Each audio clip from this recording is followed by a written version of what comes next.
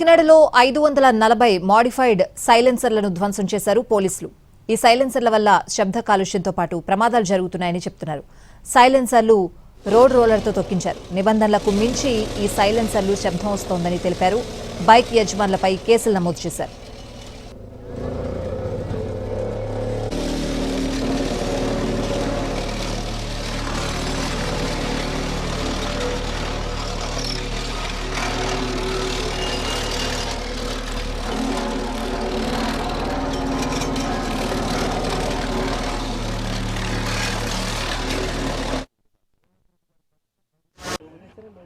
అందరికీ నమస్కారం అండి.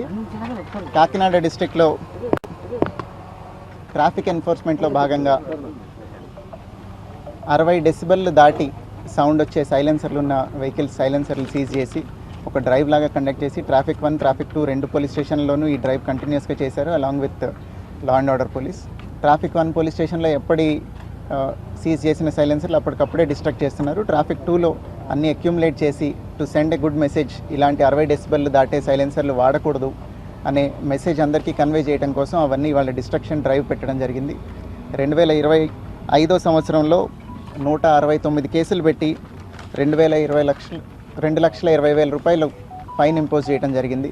అదే 2026లో ఇప్పటిదాకా ఈ 8 నెలల్లోనే 841 కేసెస్ పెట్టి 12,61,000 ఫైన్ ఇంపోజ్ చేయడం జరిగింది.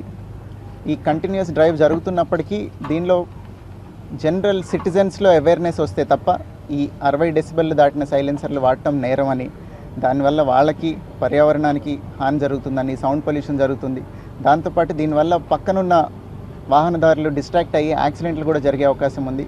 So I want to appeal to everyone to not use such silencers. ఈ 60 డెసిబెల్ దాటి ఏవైతే సైలెన్సర్లు మాడిఫైడ్ పెట్టుకుంటున్నారో వెహికల్లో డిఫాల్ట్గా వచ్చేవి తప్ప ఈ 60 డెసిబెల్ దాటిన సైలెన్సర్లు